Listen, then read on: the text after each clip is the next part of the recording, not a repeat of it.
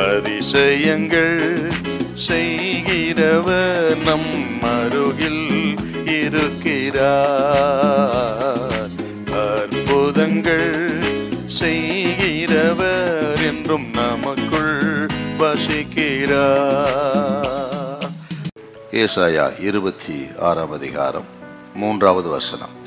உம்மை உறுதியாய் பற்றி கொண்ட மனதை உடையவன் உம்மையே நம்பி இருக்கிறபடியால் நீர் அவனை பூரண சமாதானத்துடன் காத்துக்கொள்வீர்.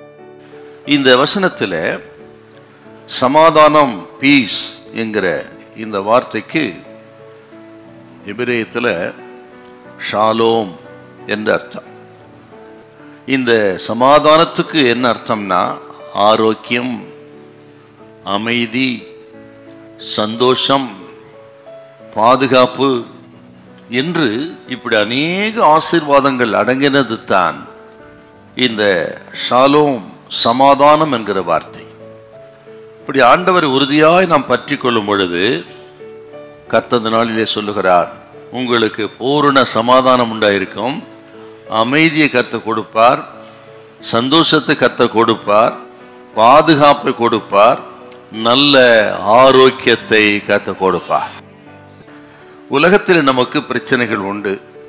நம்மை சூட எத்தனையோ நமக்கு விரோதமான காரியங்கள் எல்லாம் நடக்கத்தான் செய்கிறது. நடக்கும் என்று ஆண்டவர் சொல்லியிருக்கிறார். உலகத்திலே உங்களுக்கு உபத்திரவம் உண்டு, ஆகிலும் திடன் கொள்ளுங்கள், நான் இந்த உலகத்தை ஜெயித்தேன் என்று ஆண்டவர் சொல்லியிருக்கிறார். ஆக நம்மை சூழ பிரச்சனைகள் உண்டு, எதிரான சூழ்நிலைகள், விருப்பத்துக்கு மாறாக காரியங்கள் நடக்கிறது எல்லாம் நமக்கு உண்டு. ஆனால் அவைகள் மத்தியில சமாதானமா இருக்கணும்னா உம்மை உறுதியாய் பற்றி கொண்ட மனதை உடையவன். இந்த மனது என்கிற வார்த்தை கொஞ்சம் கவனிக்கணும். இந்த மைண்ட் என்கிற வார்த்தைக்கு ஆழமான அர்த்தம்னு கேட்டீங்கன்னா, நமது திட்டம், நமது ஆலோசனைகள் எல்லாம் நிச்சய கண்மலையாகி இயேசுவிடத்தில் என்று அழைக்கப்படுகிற அப்பன் இயேசுவின் பேரிலே இருக்குமானால், நமது திட்டங்கள், நமது ஆலோசனைகள், நம்ம சிந்தனைகள் எல்லாம் ஆண்டவர் பேரிலே இருக்குமானால் கண்மலை அசையாதது போல நாமும் அசைக்கப்பட மாட்டோம், மிகுந்த சமாதானம் உண்டாகும்.